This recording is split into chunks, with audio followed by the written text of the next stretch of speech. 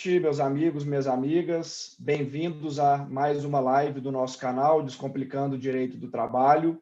Hoje nós temos um convidado brasileiro, mas muito especial, não só pelo tema, mas também pelo que ele está estudando atualmente na Escócia. Eu apresento aqui a vocês o querido José Lúcio Munhoz, advogado, árbitro, ex-juiz do trabalho em São Paulo e em Santa Catarina, ex-membro do Conselho Nacional de Justiça nos anos 2001 a 2013, o currículo vastíssimo, né? Mas o que mais nos interessa aqui é que ele está cursando um pós-doutorado na Universidade de Strathclyde, não sei se fala assim, José Lúcio, depois você me corrige, também pós-graduando em arbitragem internacional na Universidade de Aberdeen, na Escócia, enfim, um vasto currículo do José Lúcio, e nós temos o prazer aqui de recebê-lo para tratarmos de um tema super atual, super instigante, que é a arbitragem no direito trabalhista, não só no Brasil, mas também no Reino Unido. José Lúcio, muito obrigado por ter aceito o convite aqui do canal, por dedicar parte do seu tempo, do seu conhecimento, por dividi-lo conosco nessa noite aqui aí já mais avançada ainda na Escócia, fazendo essa gentileza de bater esse papo aqui comigo para esclarecer um pouco a arbitragem para o nosso público. Muito obrigado. Imagina, doutor Júlio, para mim é uma alegria poder estar conversando com você, com seus seguidores aí no seu canal, que é bem interessante, falar de modo descomplicado sobre o complicado ramo do direito do trabalho, assim como o direito em geral, mas tão intrincado. Você pega a CLT, já antiga, com 1000 artigos, e olha, não tem a parte processual, quase. Muito pouco mesmo da parte processual ali. Então, são muitos temas intrincados e é muito bom tentar colocar isso numa linguagem mais simples, mais acessível, não só para os operadores do direito, como para a população em geral. Então, está de parabéns aí pelo canal.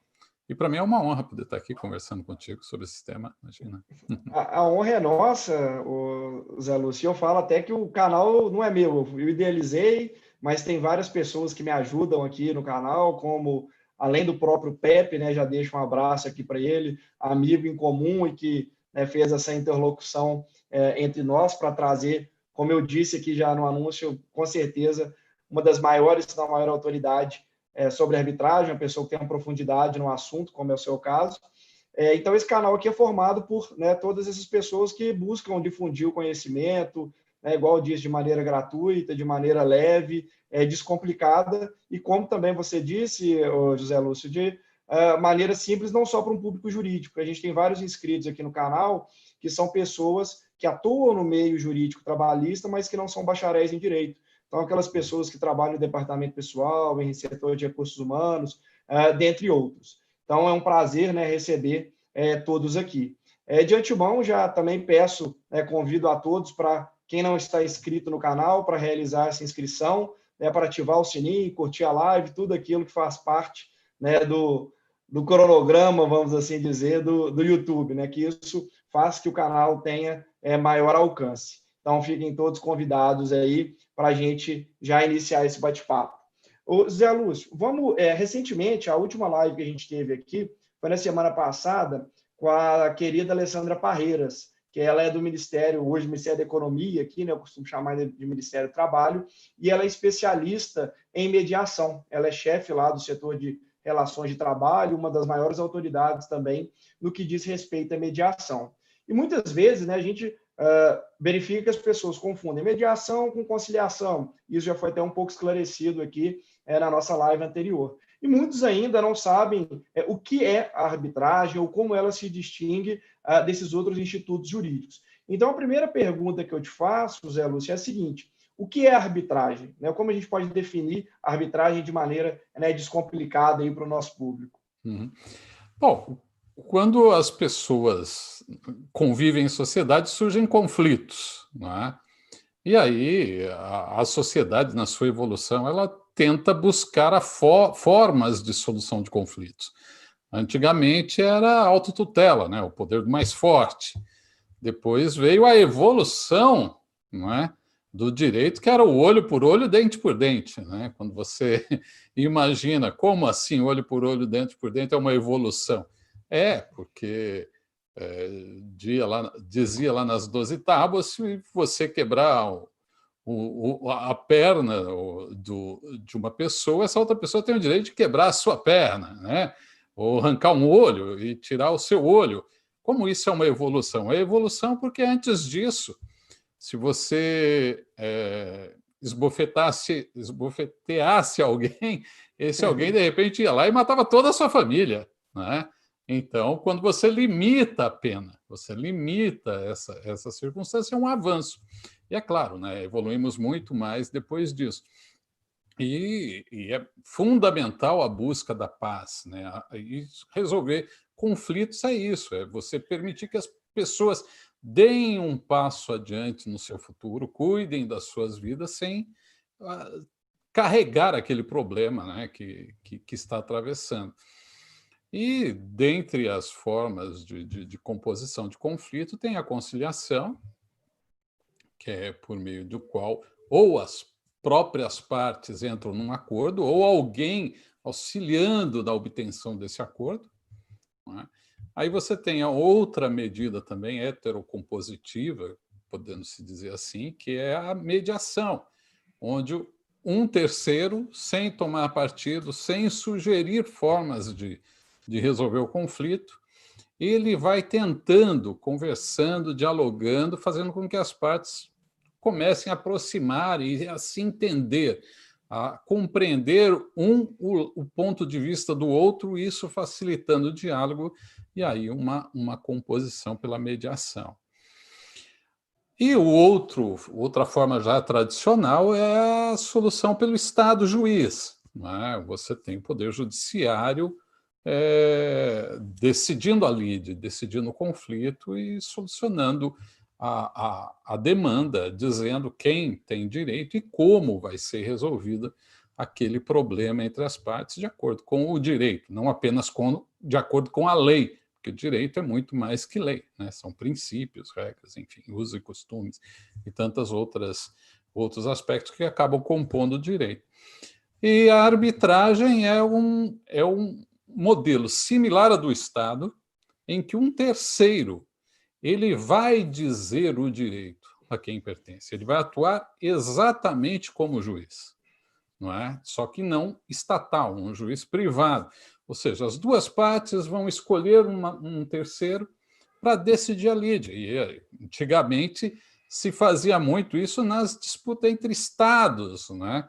Então você tinha um conflito entre um determinado país e outro e se escolhia um terceiro país ou um presidente de um outro país para solucionar o conflito entre as duas nações. Muitas vezes o próprio Papa foi acionado para resolver problemas entre dois países. E essa decisão tem validade jurídica, quando os dois escolhem esse terceiro para resolver o conflito. Então, aí é um árbitro, surge a arbitragem, que é um pouquinho mais ou menos com o nosso joguinho de futebol, né? A gente costuma falar que é o juiz, mas na verdade é um árbitro também, né? No jogo de futebol, onde ele, de acordo com as regras aceitas pelas duas partes, ele vai dizer quem tem razão em cada jogada. Então, a arbitragem é um modo de resolução de conflitos, aí no caso privado. Pode ser público em alguns casos, mas absolutamente, na extensa maioria das vezes, é privado. Não, excelente, Zé Lúcio. E aí eu já queria ir para uma pergunta que é a que mais me instiga, e como eu estava até te falando aqui em off antes da gente entrar no ar, ao vivo, que o que me deixa, às vezes, mais desconfortável na advocacia em termos de segurança jurídica.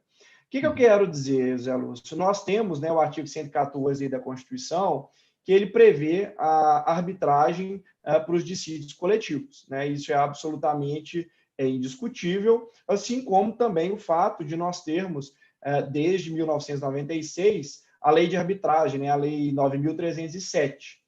Mas lá no seu artigo 1º, ela também já estabelece que a arbitragem ela somente pode se dar para aqueles direitos patrimoniais disponíveis, né? E aí a gente já entra naquela seara, aquela discussão que eu me lembro até que foi muitas vezes travada durante o meu mestrado, nas aulas do querido professor Antônio Álvares da Silva, em que muito se discutia a extensão dessa indisponibilidade de direitos, né? Ele que sempre foi uma pessoa favorável à negociação coletiva, ele estimulava de uma maneira brilhante essa negociação, embora, né, simplesmente também entendesse essa questão do direito indisponível. E aí muitos, né, até dizem, olha, o direito do trabalhador ele é indisponível durante a vigência do contrato de trabalho, mas depois ele se torna um direito disponível. E esse é um dos argumentos, né, que se utiliza para justificar, por exemplo, uma arbitragem, né, na seara trabalhista. E os tribunais do trabalho, né, como você sabe melhor do que eu, por ser aí um ex-juiz, muitas vezes, né, não acatavam a arbitragem. O próprio Antônio Álvares da Silva nos contava que lá atrás, há muitos anos atrás, no início dos anos 2000, ele teve um julgado, um caso que chegou a ele sobre o tema, aqui no TRT da Terceira Região, e ele deu validade à arbitragem, reformando a decisão de primeiro grau, mesmo diante, né, da ausência legislativa específica para o direito do trabalho. Era o entendimento dele.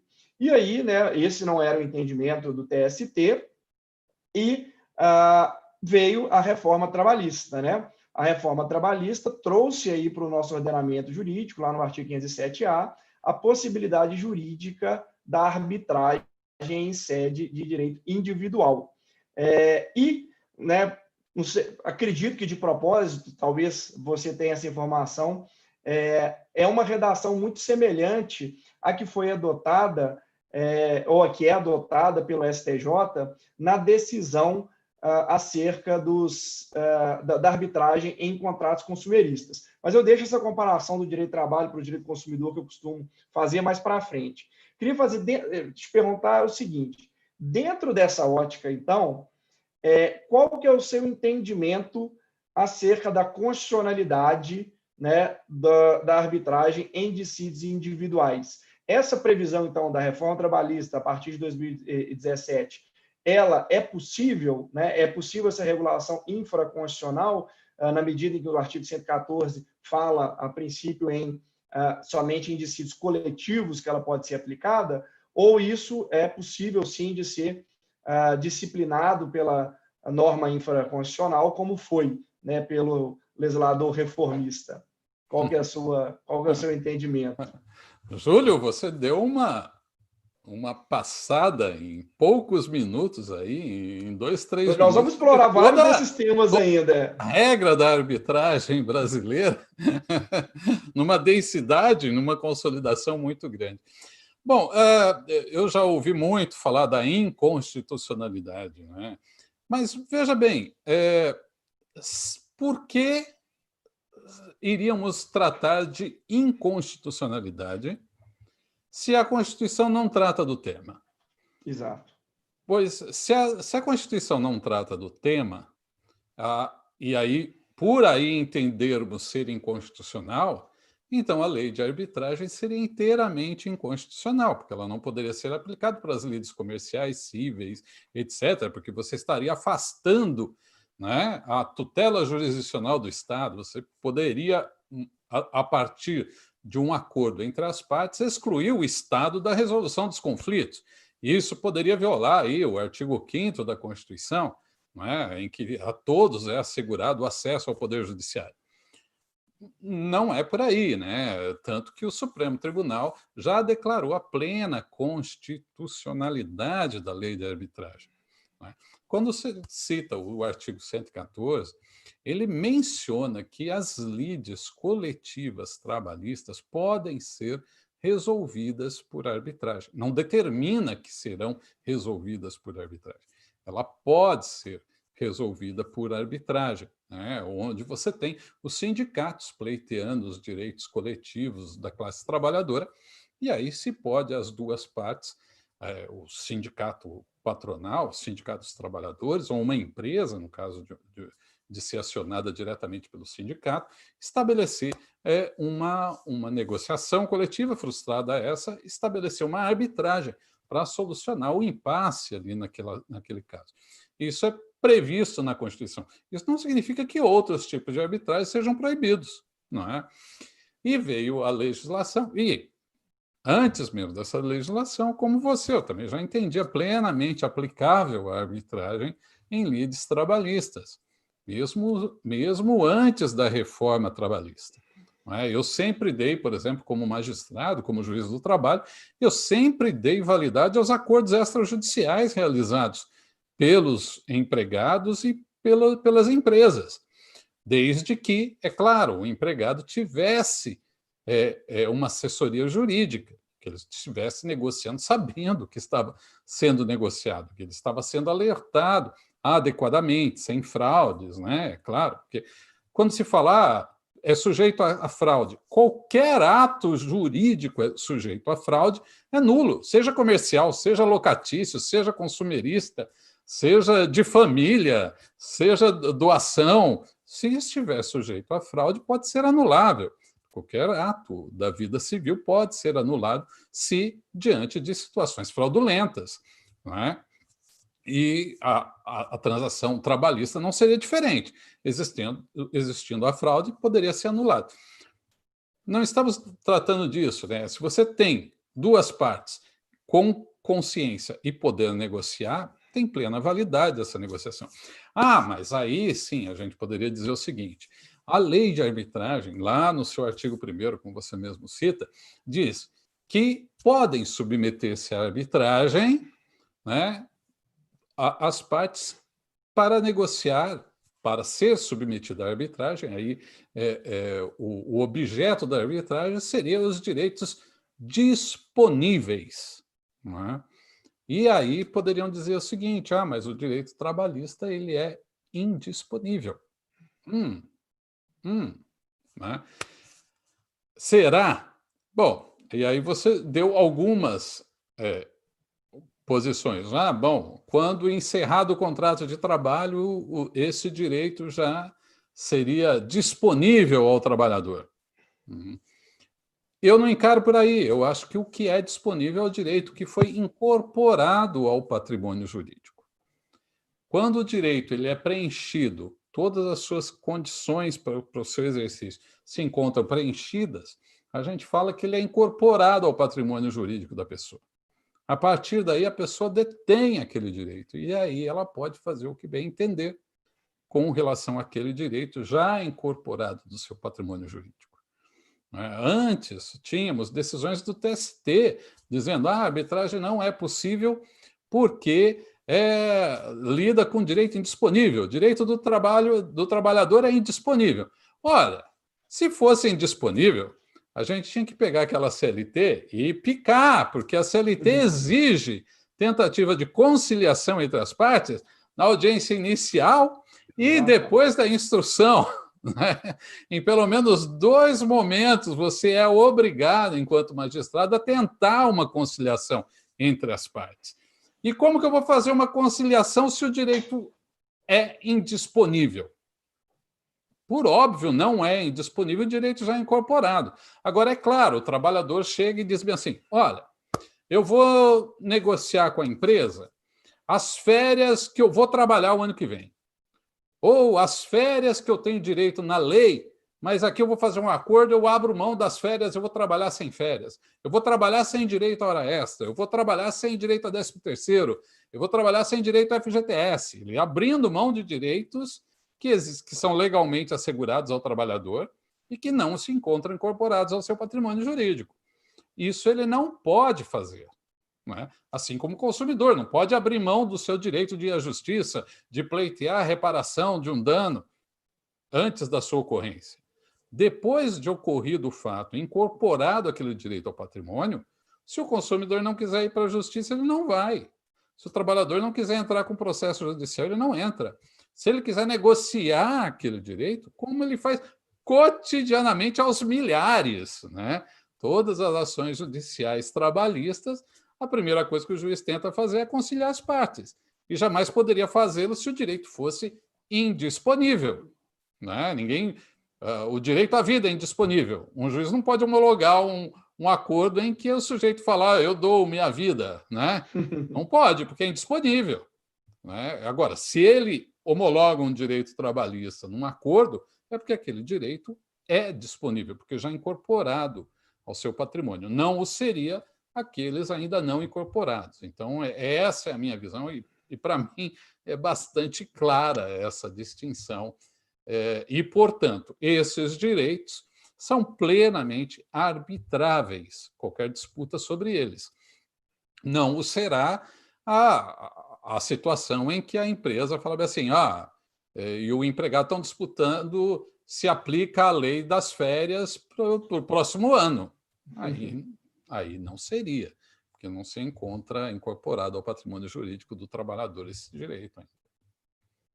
Eu comungo, Zé Lúcio, 100% do seu entendimento, né, no pouco conhecimento que eu tenho sobre o tema, né, não tenho, por óbvio, com essa profundidade que você tem, e até acrescento aqui a seguinte reflexão, que também essa provocação que eu te fiz, né, que muitos defendem que o direito se torna disponível após o término do contrato, é absolutamente infundada na medida em que há completa possibilidade jurídica de uma reclamação trabalhista ser juizada no curso do pacto laboral e ser firmado ali um acordo. Então, se fosse disponível, isso não poderia existir. Então, e não vejo também uma mutação, vamos dizer assim, de um instituto jurídico que, a princípio, era indisponível para disponível pela mera extinção do pacto laborativo. Então, também não me parece ser a melhor alternativa. Então, também e eu venho com esse pensamento desde a época do Antônio Álvares da Silva, né, das aulas do mestrado, de que esses direitos, assim, são disponíveis na medida em que podem ser negociados. Outra questão, como você bem perpassou aí, é a discussão, olha, eu posso renunciar a um direito, como, por exemplo, as férias, e ser, entre aspas, homologado por um juízo, seja ele arbitral, seja ele estatal, na concepção aí da jurisdição trabalhista, não pode. Então, entendo eu que, como diz o ditado, pau que dá em Chico, dá em Francisco. Então, se isso não é possível na Justiça do Trabalho, também, por óbvio, não seria, né, no juiz arbitral. Mas eu acho que isso vem muito, Zé Lúcio, e aí vem aquele meu incômodo que eu te relatei, enquanto advogado, da gente prever a possibilidade de uma arbitragem, dessa compreensão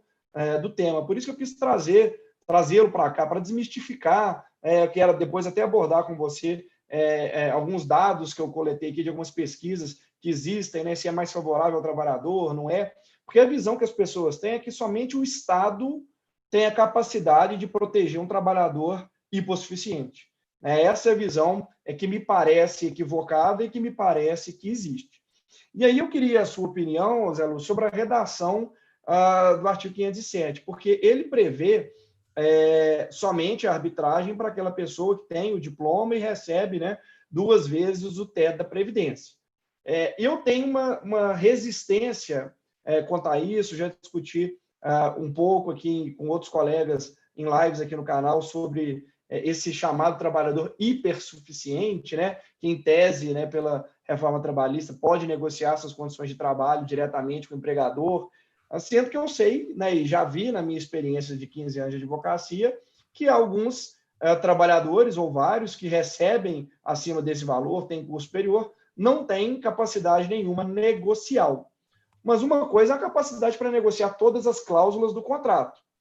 Outra coisa, na minha visão, e essa crítica que eu quero, essa opinião que eu quero sua, nesse ponto da arbitragem, você entende que esse critério utilizado pelo legislador reformista é razoável, ou seja, permitir arbitragem só para esses trabalhadores tidos como hipersuficientes, ou, como você estava dizendo, ela já seria aplicável, inclusive, ou é aplicável a todos os trabalhadores, independentemente, né, da remuneração?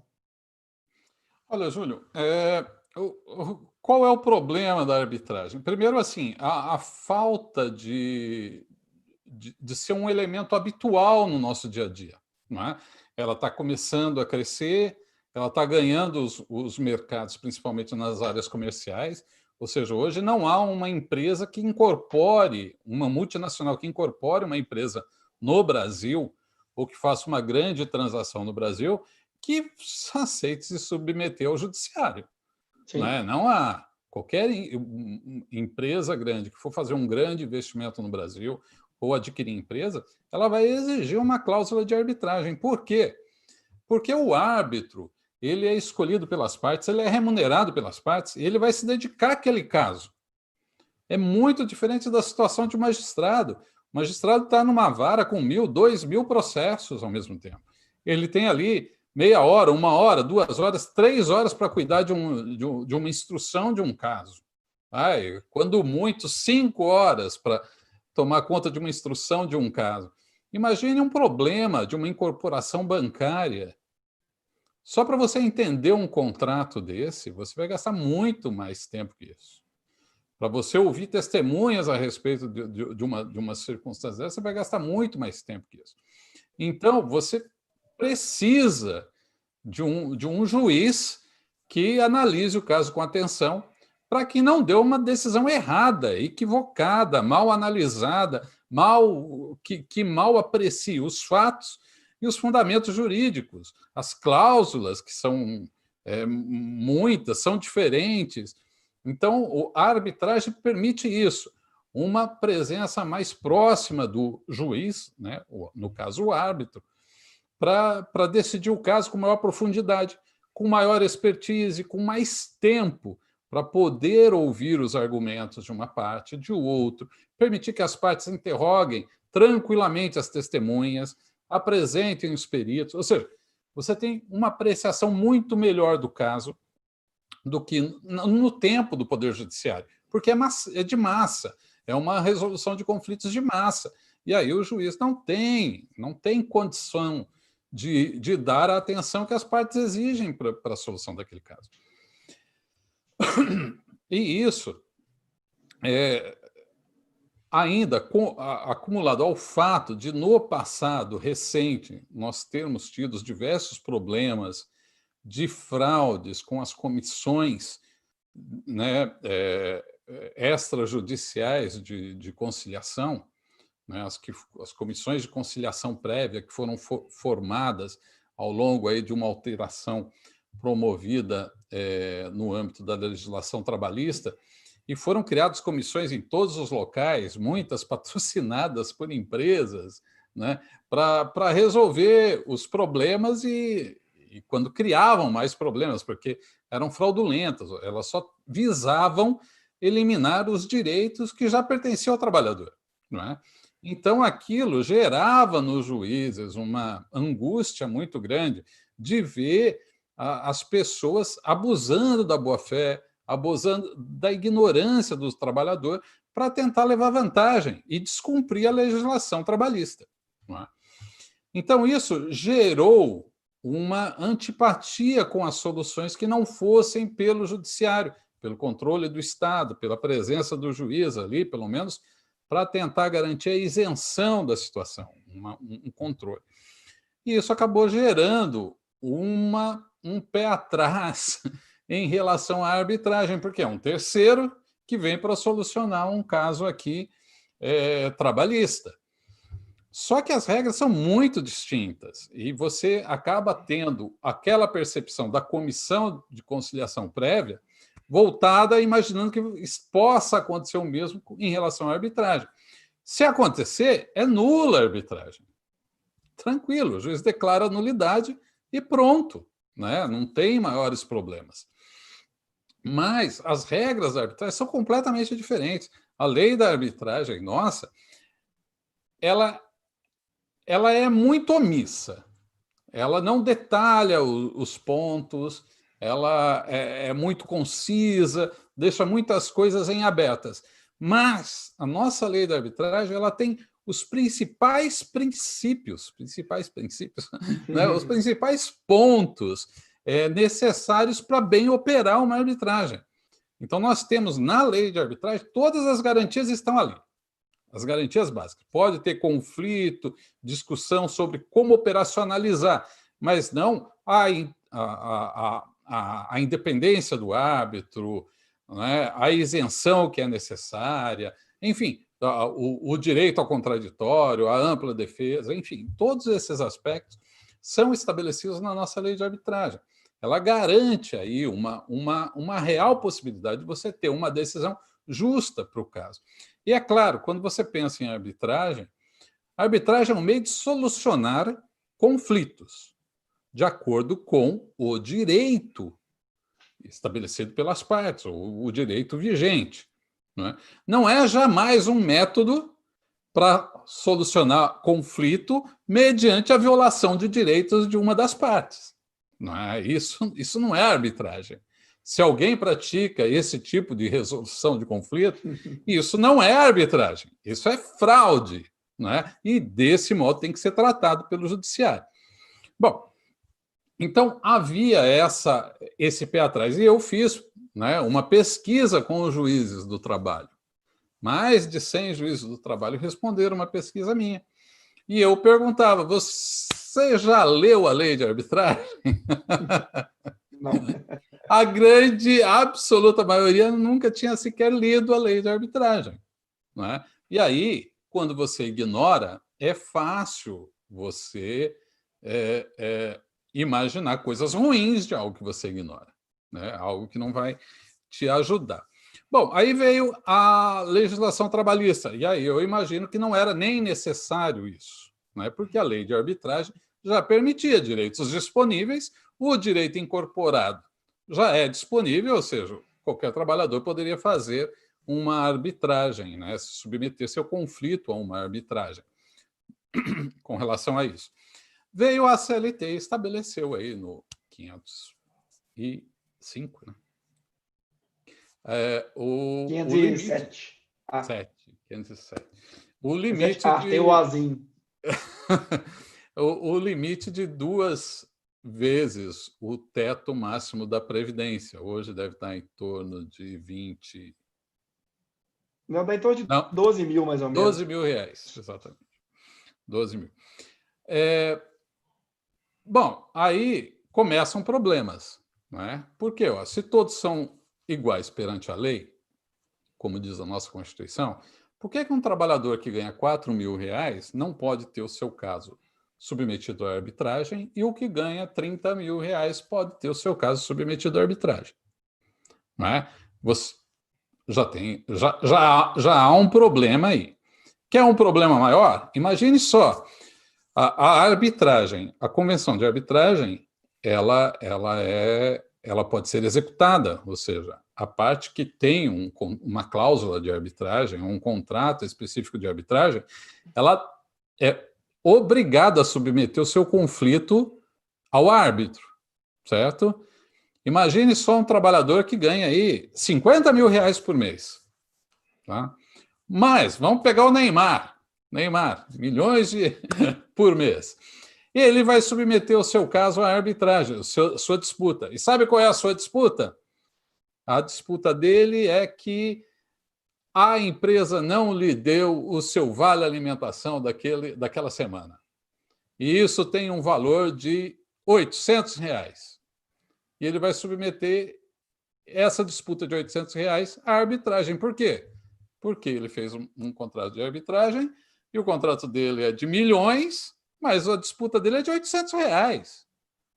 É de R$1.000. É inviável para uma arbitragem funcionar, porque você tem que pagar o árbitro. Não é? Mas, se ele tem uma cláusula, ele vai ter que se submeter à arbitragem se ele quiser discutir essa situação. E imagine, por outro lado, um trabalhador que ganha 5 mil reais por mês. Ele não pode submeter o seu caso à arbitragem. Ele ganha 5 mil reais. Mas, no entanto, a disputa dele pode envolver 4 milhões de reais. Bancários. Um dano moral, um assédio sexual no ambiente de trabalho, um dano-morte, ele sofreu um acidente gravíssimo, vai ter indenização grande, reparação de cirurgias específicas, tratamento de saúde, e pensão até ele ter 70 e tantos anos. E aí? Ele, embora o salário dele seja pequeno, o conflito é grande. e poderia tranquilamente ser submetido à arbitragem. Então, esse limite pelo salário, eu vejo de modo bastante complicado no âmbito da CLT. Eu também, mais uma vez, sem combinar, eu concordo. Eu vejo com muito maus olhos toda essa sistemática adotada pela reforma trabalhista em querer utilizar um critério meramente econômico como determinante para fixar ou não uma eventual hipersuficiência. Não acho que esse é o caminho a ser seguido. Nem se fale, né, já foi tratado aqui também, da tarifação do dano moral, que segue uma lógica bem similar, ou seja, a todo momento o legislador vem pautando então os direitos de uma pessoa como indisponíveis ou não, nessa ótica que muitos propagam, né, ou até a ofensa da sua dignidade sendo mensurada pela sua remuneração, que de fato, na minha visão, não é adequado. Avançando para os aspectos mais práticos, Lúcio, a gente tem a possibilidade, né, de termos a cláusula compromissória, que é aquela que já vem no contrato, e o compromisso arbitral, que é quando, se eu não estou enganado, o contrato é omisso, né, isso é a regra geral, né, está na lei de arbitragem, mas as partes celebram, né, manifestam essa vontade de levarem esse conflito para o compromisso arbitral. E aí vem aquela máxima, né, e aí é uma máxima que eu acho que é válida, de que, via de regra, inclusive, né, daí também minhas críticas, para essas pessoas que são consideradas hipersuficientes, o contrato de trabalho acaba sendo um contrato de adesão. Então, normalmente, no momento da contratação, o trabalhador não tem um poder de barganha, vamos assim dizer, elevado. Ele não consegue discutir quase nada além da remuneração ou um ou outro benefício. E dificilmente, né, e a gente vê isso também até na esfera comercial, como você bem disse, que os grandes contratos têm essa cláusula, e como que vamos dar uma validade jurídica para ela? Eu até coloquei o artigo, peguei o artigo 507 aqui, que ele já traz, eu acho que um caminho, e é isso que eu queria ouvir de você, complementando, que ele diz, pode ser pactuada a cláusula compromissória de arbitragem, desde que por iniciativa do empregado, então ele inicia a arbitragem, né? Ou mediante a sua concordância expressa nos termos da Lei 9.307. Era esse ponto que eu acho que o legislador foi muito feliz, que na minha primeira fala aqui eu até disse que o STJ tem julgados semelhantes quando se trata de contrato consumidor. Eu acho que é um caminho bem interessante. Porque aí eu tenho... Diga. Não, pode continuar. Não, aí as perguntas que eu tenho, várias em uma para você, é a seguinte: dentro dessa previsão aqui da cláusula compromissória de arbitragem, como que podemos, vamos dizer, você me chamou a atenção pelo seguinte: temos um dano, faleceu o trabalhador, essa cláusula ela vai permanecer vigente, então, para qualquer discussão acerca desse contrato de trabalho, ou não? Né? E como você enxerga também aí o 507A, e mais, arrematando, você estava falando dos custos de pagar o árbitro. Como que fica, né, vamos dizer, o trabalhador, então, aceitou, né, e iniciou a arbitragem, mas ele está desempregado, vamos supor, e não tem hoje uma condição econômica tão boa, não tem nenhum valor ali guardado. Como que fica aí, para ter uma questão prática, que é o que eu vejo muito essa indagação? A arbitragem é cara, e a gente vê que não é barata. Eu até peguei os custos recentemente para um cliente aqui, de uma questão contratual, como você disse, um contrato ligado à área de energia, envolvendo empresa pública, com cláusula, né, compromissória, e a arbitragem é bastante cara, né, seja em qualquer câmara. Então, como que fica essa divisão dos custos também, caso, né, se tome esse caminho? Não, a arbitragem trabalhista ela tem custos mais a menos.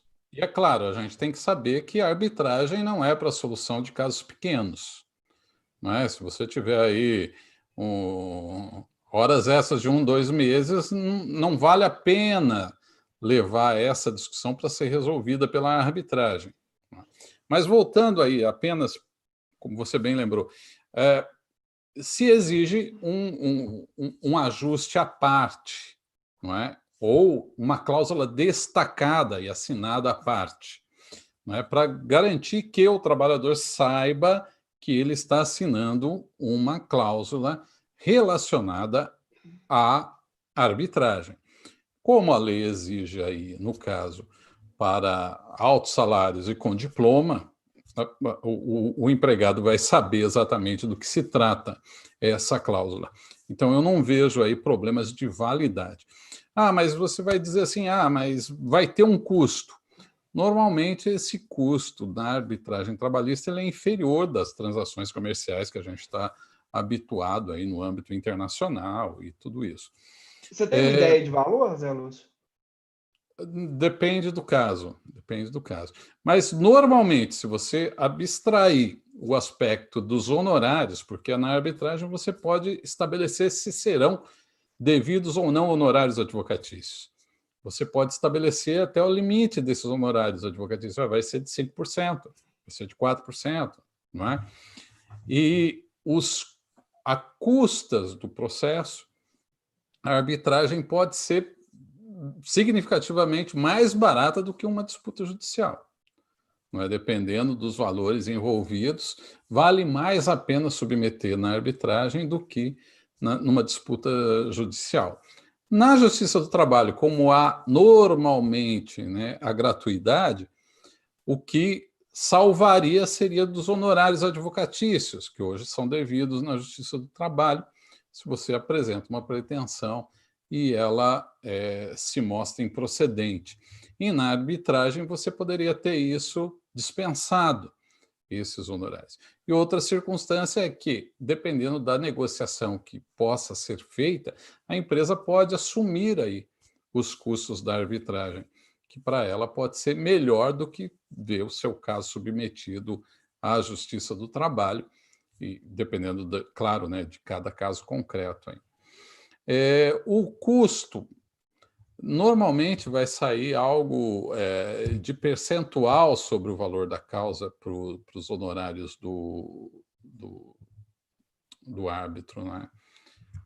Sempre com limite mínimo. Eu não teria aqui para você uma precisão, mas é infinitamente inferior aos custos de uma arbitragem comercial. Ela não é de todo inviável. Mas vamos imaginar que o seja. A cláusula de arbitragem exige que a arbitragem seja iniciada e com os custos repartidos entre empregado e empresa. Vamos supor que tenha isso na cláusula, certo? E o trabalhador não tem condições de ingressar com essa arbitragem, porque ele não tem como manter os custos dessa arbitragem. Aí eu acho que seria o caso da negativa de acesso a uma solução de conflitos válida, né? Ou seja, uma solução válida de conflitos. Né? Ou seja, se a empresa se nega, numa situação dessa, de um hipossuficiente, que não tem condições de pleitear o seu direito por não ter como efetuar o pagamento das despesas da arbitragem estabelecidas em contrato, nesse caso, eu acho que poderia liberá-lo dessa cláusula se a empresa não assumisse os custos iniciais da arbitragem. Não é? Eu acho que seria uma tese de constitucionalidade aí de a pessoa não poder ser impedida de exercer o seu direito. Né? Sem dúvida. E só, eu fiz duas perguntas em uma. Uma curiosidade em termos de opinião jurídica balizada. Falando, por exemplo, a gente lembra muito desse dentro da Vale, essas situações em que os familiares, né, chamado dano reflexo ou dano ricochete, buscaram a sua reparação civil no Justiça do Trabalho, seja de forma individual, seja de forma coletiva. Essas pessoas, então, no seu entendimento, teriam que buscar a arbitragem caso houvesse uma cláusula nesse sentido, ou ela obriga apenas e tão somente o trabalhador? Né? Como que fica essa... Não, a arbitragem é um contrato, ela não é um mandato. Né? O mandato, sim, você, com o falecimento do outorgante, caia o mandato que foi concedido. A cláusula de arbitragem é uma cláusula contratual, ela permanece rígida tal qual os demais termos do contrato, assumidos pelo trabalhador ou por qualquer das partes. Né? O desaparecimento de uma parte não faz desaparecer o compromisso por ela assumido, vai ser transmitido aos seus sucessores, no caso do trabalhador, aos seus herdeiros, né? Então, eles, se não estiverem pleiteando em nome próprio, mas sim em nome do falecido, né, como sucessores, aí eles se obrigam à cláusula também, a fórmula de resolução de conflito, que foi livremente pactuada pelo empregado. Agora, se eles estiverem pleiteando um dano moral próprio pelo falecimento do pai, do filho, do irmão, do parente, enfim, aí eles poderiam argumentar que o dano deles é próprio e eles não firmaram nenhum compromisso de arbitragem, portanto, eles poderiam pleitear na justiça comum ou do trabalho, conforme o caso. Não, sem dúvida, mas só para esclarecer, né, que acho que isso é muito importante, porque muitos pensam assim, olha, como advém da relação de trabalho, estar num contrato, mesmo sendo um dano próprio, teria que se comprometer, teria que se discutir no plano arbitral, mas concordo mais uma vez, né? Veja bem, o que eu falei é a base do pedido. Se ele tem a base do pedido dele como um dano próprio, aí ele Exato. pode dizer que ele não se submete à arbitragem. Tá? Sem dúvida. Agora, eu não estou com isso dizendo que, como um dano próprio, ele tem direito a pleitear. Entendeu? Porque Claro. eu sou minoria nesse ponto. Eu acho que não tem. Eu acho que não tem. Mas a jurisprudência toda caminha em sentido contrário, indicando que as pessoas têm o direito próprio do outro, pelo falecimento do outro. Eu não, eu sempre achei, eu fiz, meu mestrado foi na Universidade de Lisboa, foi sobre dano moral. Então, eu sempre defendi a tese de que quem tem o direito é aquele que perdeu a vida. E esse seu direito, no caso, é transmitido aos seus herdeiros. Tá? Eu nunca imagino Imagine só, você tem a sua esposa. Sua esposa trabalha, quebra o braço. Você pode pleitear dano próprio? Não, é ela. Né? Assim, por mais que você fique dolorido com a dor do seu benzinho, né? Que você chore as noites ao lado dela, tal. Esse é um direito dela. Se ela não quiser, a pessoa que sofre um assédio, né? É ela que vai ter que pleitear o direito. Né? E ela faz o que ela quiser com esse seu direito depois. Né? E se alguém falece, transmite esse direito aos seus herdeiros. Imagina um acidente em que a pessoa morre. O carro foi todo destruído. A pessoa que morreu tem direito à reparação do carro, que vai passar para quem? Para os seus herdeiros. Né? A pessoa que morreu perdeu o bem mais precioso dela, que é a vida. Né?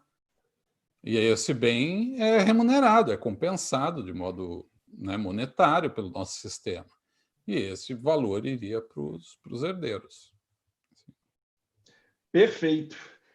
Tem até um comentário muito interessante do Diego Leite aqui no chat, Zé Lúcio, que ele falou, olha, há também a possibilidade de utilizar de o árbitro ser um expert, né, ser algum perito em determinados casos muito específicos. E aí, esse é um ponto que eu queria explorar agora de você, antes da gente partir para essa interlocução entre o que a gente está conversando aqui da arbitragem no Brasil e o que você vê e estuda no Reino Unido e não só, mas também aí do seu conhecimento em outros países. Na arbitragem comercial, a gente vê muito isso, né? O árbitro nem sempre é uma pessoa ligada à área do direito, vai depender do conflito ali existente. Então, pegando até o gancho aqui do que a gente falou, um acidente de trabalho. Esse árbitro, então, ele precisa, na ótica trabalhista, na arbitragem trabalhista, ou sendo vários árbitros, né? Duas perguntas em uma. Eu posso ter uma arbitragem com um árbitro só ou com mais de um, e sendo ainda que um só, pode ser esse árbitro uma pessoa estranha ao mundo do direito, por exemplo, nessa situação envolvendo um acidente de trabalho, pode ser um engenheiro, alguém com uma expertise para analisar, até mesmo em loco, a dinâmica do acidente ou não? Esse árbitro ele vai julgar o litígio, mas para fazer essa análise em loco demanda também uma perícia nos mesmos moldes que acontece na Justiça do Trabalho. Então, explica para a gente como é que é esse funcionamento da escolha de árbitro e desse procedimento. Júlio, uma das coisas boas da arbitragem é que ela pode ser desenhada pelas partes. As partes podem desenhar o jeito que elas querem a produção de provas, elas podem desenhar se é um árbitro, se é 3, não é? Elas podem desenhar quanto tempo elas vão ter de prazo, quando vão ser as audiências, ou seja, as partes elas vão estabelecer a fórmula de solução daquele conflito, que atenda os interesses delas. Não é a agenda do juiz, né, que vai pautar, não é o entendimento do juiz se aquele tipo de prova é válido ou não, não é o entendimento que está na lei, quanto número de testemunha, ou quem pode ser testemunha ou não. Né? É as partes que vão desenhar. Então, as partes podem estabelecer que a solução do caso seja feita por um expert, como um engenheiro. Agora, tem um probleminha aí quando se trata de direito trabalhista. Veja bem, lembra que a gente comentou até no comecinho ali, olha, a arbitragem não pode ser utilizada como um meio de suprimir direito das pessoas, e sim como um método de resolver conflito. De acordo com o quê? Com o direito, certo? Com o sistema legal, com o sistema jurídico aplicável. Pode ser escolhido pelas partes até esse sistema jurídico, não é? Bom, mas você pega a legislação trabalhista, ela é toda protetiva, assim como é a legislação do consumidor, assim como é a legislação da infância e da juventude, né? Então, você não pode estabelecer um árbitro para decidir, por exemplo, por equidade nesses casos. E aí é bom, convém explicar, porque a fórmula de solução de conflitos pode ser escolhida pelas partes na arbitragem, até que lei pode ser aplicada para o caso. Ou até a não aplicação de lei nenhuma. As partes dizem assim, ó, nós vamos escolher aí o Papa para ser o árbitro. E o Papa vai decidir a nossa disputa não com base em direito nenhum, de acordo com a consciência do que ele acha justo, do que ele acha correto, do que ele acha adequado. É a decisão por equidade, que sempre tem que ser justificada, mas é uma decisão que se afasta o sistema jurídico e o árbitro vai dar aquela decisão de acordo com os princípios de justiça, de equidade para o caso. Como a legislação trabalhista é protetiva, eu não vejo possibilidade de as partes poderem disciplinar que a resolução desse conflito será feita com base na equidade ou sem observância da legislação trabalhista que é protetiva, porque daí você estaria utilizando a arbitragem não para resolver um conflito, mas para subtrair uma proteção legal. E aí eu acho que teríamos problema. Então, eu não aceitaria uma arbitragem nessas circunstâncias, numa solução apenas por equidade. Então, nesses casos, tal qual ocorre com a arbitragem na administração pública, a lei de arbitragem fala a arbitragem em face da administração pública, que tem direitos indisponíveis, não é? Sim. A administração pública é direitos indisponíveis, mas está lá. A arbitragem é possível na administração pública, desde que seja apenas por direito, não por equidade. Então, na solução de um conflito com a administração pública na arbitragem, você vai ter que aplicar a lei para resolver esse conflito, o direito, né, o sistema legal. E aí eu imagino o mesmo procedimento em relação à arbitragem trabalhista, que os trabalhadores gozam de uma proteção legal, e aí você não pode abstrair essa proteção pela arbitragem. E você tinha perguntado uma outra coisa aí, me sumiu. Não, era isso. Eu já estou pensando aqui, refletindo sobre o que você está falando, e já pensando outra pergunta, que você estava falando disso de aplicar a legislação, você escolhe e tem a legislação brasileira protetiva. Aí me ocorreu que o seguinte, né? Hoje nós estamos num mundo globalizado, né? Eu estou aqui em Belo Horizonte, você aí na Escócia, a gente está aqui, né, batendo esse papo super interessante. E me ocorreu o seguinte: vamos supor um trabalhador contratado por uma empresa aí da Escócia, que tem uma atividade também empresarial aqui no Brasil, e vamos supor que seja eu fui contratado aqui, firmei lá a cláusula compromissória, então submeto a eventual conflito. Aí, normalmente, muitas vezes até se escolhe já a Câmara de Arbitragem, né? Pelo menos nos contratos comerciais, isso é muito corriqueiro. Mas, independentemente disso, vamos supor que eu me comprometo a trabalhar no estrangeiro, me comprometo a trabalhar aí na Escócia. Pode, e tem validade jurídica, na sua opinião, esse contrato de trabalho prevendo uma Câmara de Arbitragem aí na Escócia, no local em que eu estarei prestando serviço, aplicando, portanto, o direito também escocês, ou do Reino Unido, né? Então, aí nós teríamos que entrar já no âmbito da discussão do direito aqui do Reino Unido quando se diz respeito à arbitragem trabalhista. A arbitragem trabalhista aqui ela não pode ser privada. Olha que interessante. Então, você até poderia fazer pela que no EICAS. Pode, né? Nos States, sim. Nos States. Por quê? Qual é o problema da arbitragem trabalhista? Eu vejo um grande problema na arbitragem trabalhista. É garantir a independência e imparcialidade do árbitro. Exato. Tá?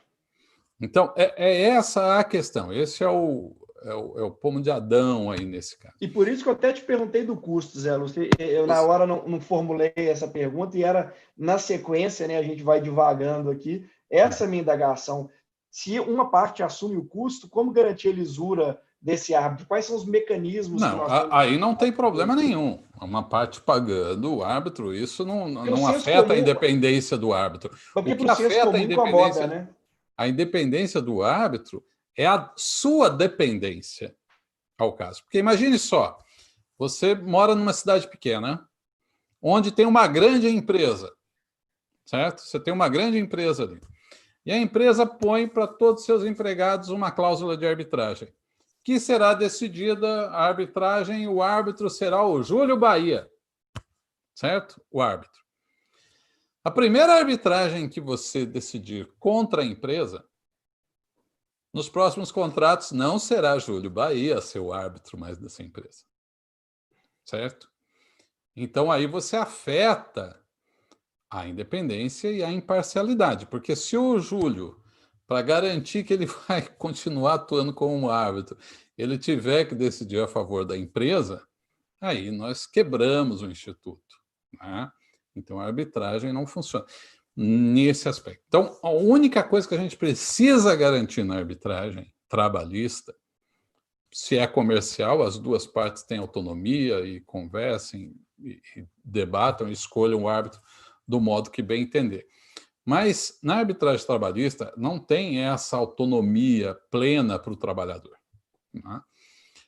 Se ocorre circunstância similar, quebrou a arbitragem. Não, o princípio básico dela é a independência e imparcialidade, garantido na nossa lei de arbitragem, garantido nas convenções internacionais. A Convenção de Nova York, que é a base da arbitragem internacional, prevê a nulidade da arbitragem se violado o princípio da independência e imparcialidade do árbitro.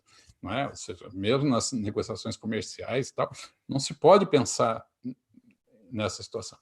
Então, você teria que ter regras, e aí a nossa lei não se cuidou disso, não cuidou disso.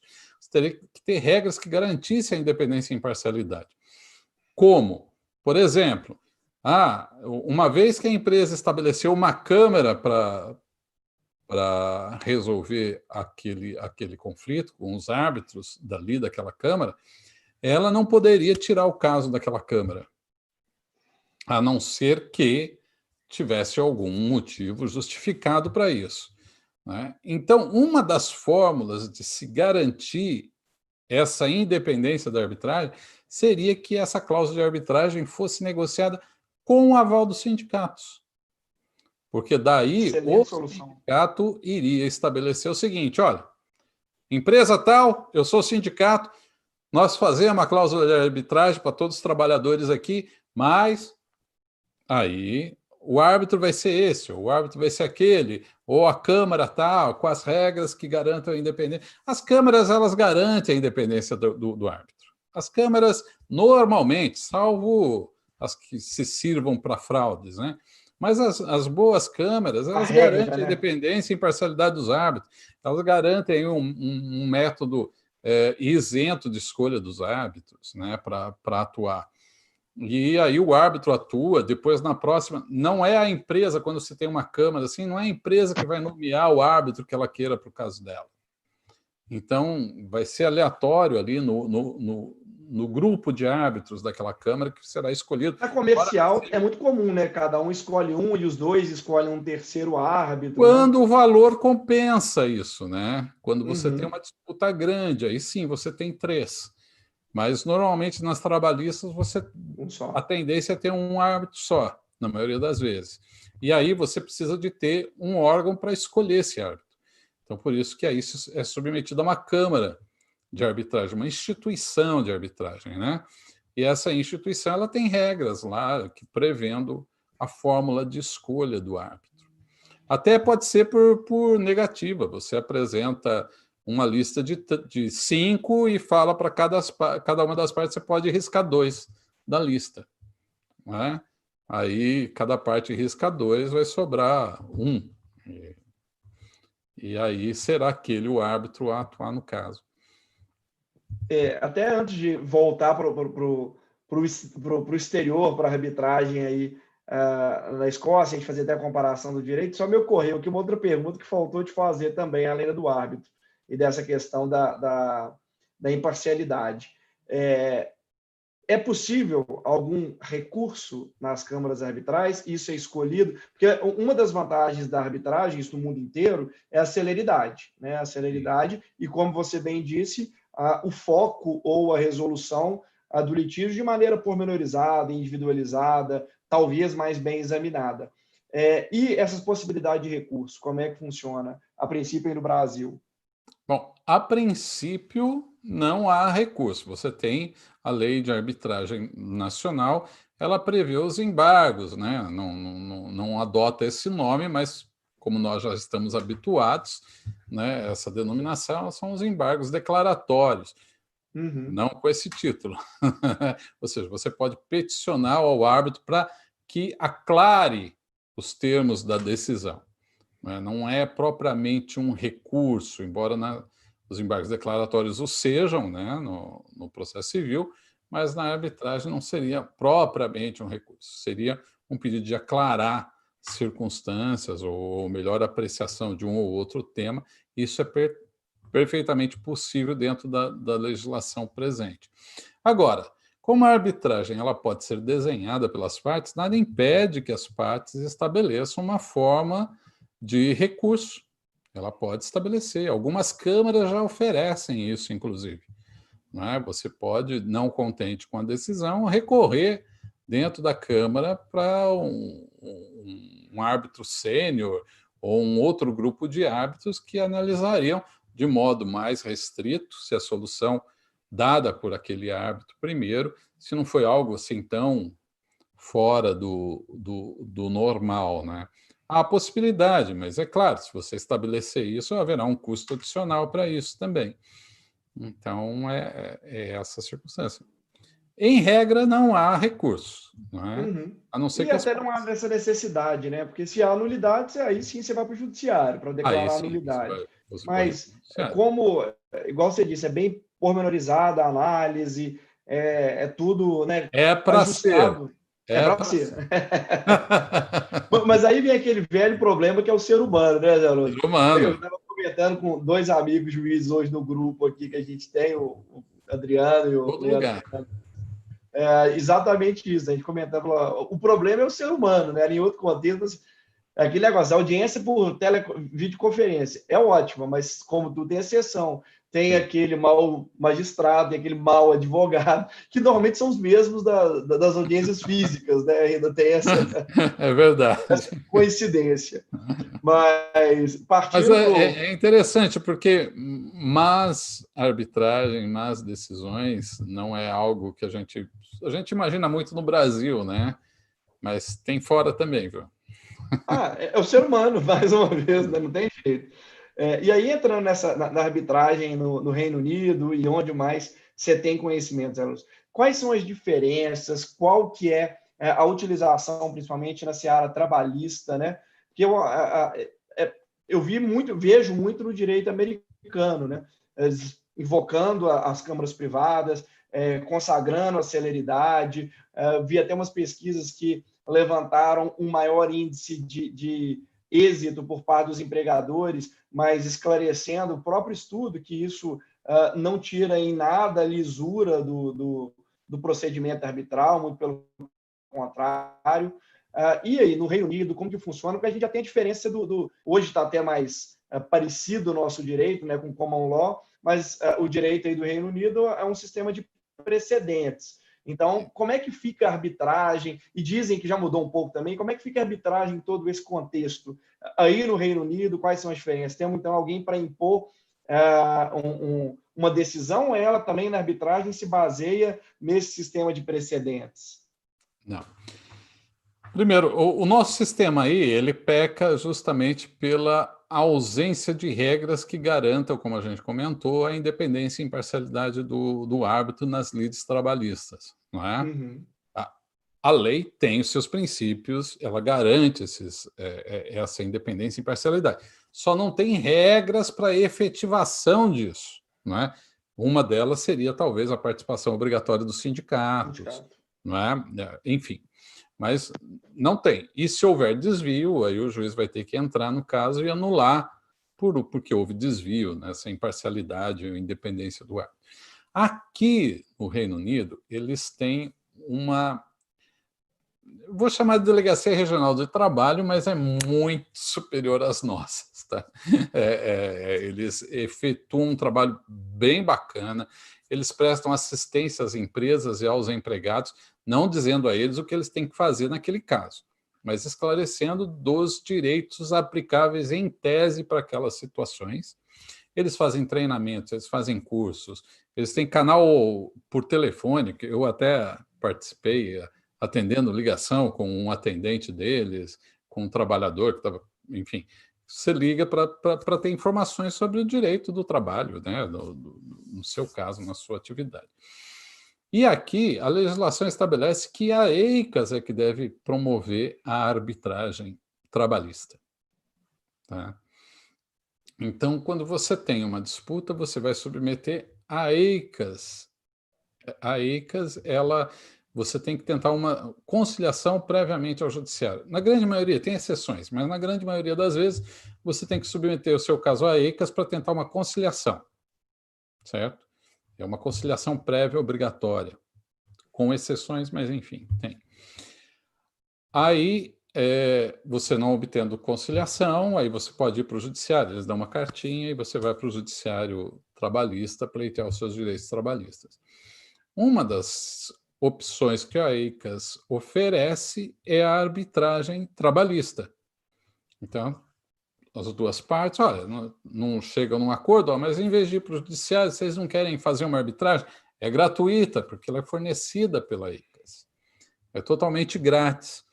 E só que as partes não têm total autonomia para desenhar o procedimento. O procedimento é meio rígido, é longo, é um texto longo, cheio de muitos detalhes, e os árbitros são escolhidos pela EICAS, de acordo com o procedimento deles lá, de escolha. As partes não participam dessa escolha. Então, olha só, no nosso lado, o que nós não temos é regra que garanta a independência e imparcialidade, e por isso muitos não querem saber da arbitragem, certo? Porque desconhece, não tem conhecimento, então vai por aquilo que lhe aparenta mais razoável, que já sabe como funciona, que é a Justiça do Trabalho. Aqui eles têm um órgão que garante a independência e imparcialidade do árbitro, entendeu? Só que é meio confuso e as pessoas também não usam, porque não sabem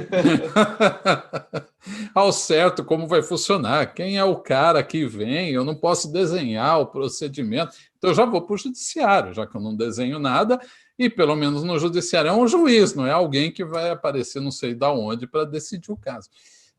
Então é bem interessante essa comparação, porque aqui a arbitragem garante a independência e imparcialidade e as pessoas não usam. No Brasil, não se garante, as pessoas também não usam. Não usam. São poucos os casos de arbitragem trabalhista aqui. É isso que eu ia te perguntar. Se fala em reformar, mas aqui tem uma diferença também. A jurisdição trabalhista aqui é menor do que a brasileira. Uhum. Né? É menor. E, por exemplo, ela não pega aqui os acidentes de trabalho, ela não pega o assédio moral. Se você tem uma discussão meramente contratual, não é da competência da Justiça do Trabalho daqui. Aqui a Justiça do Trabalho vai lidar com questões de direito legal do trabalhador.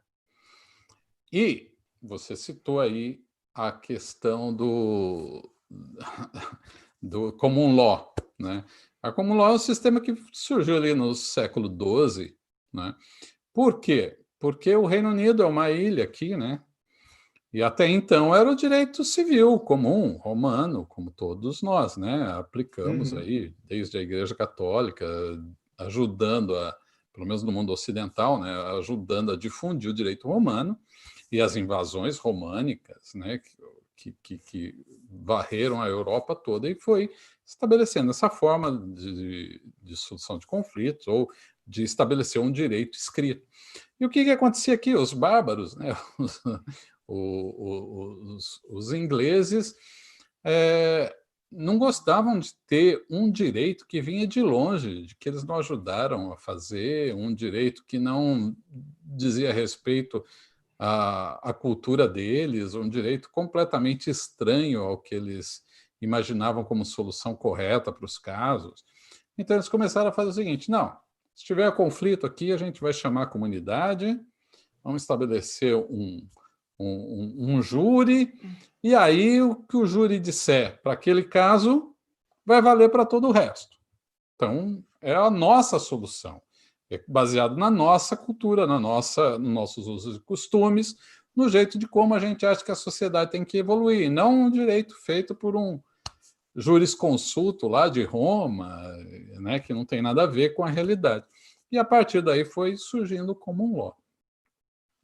E isso, common law também, para que você adote uma decisão que tenha validade para todo o resto da coletividade, essa decisão não pode ser aleatória, de modo assim, mal feita. Ela tem que ser uma decisão extremamente bem substanciosa. Não é?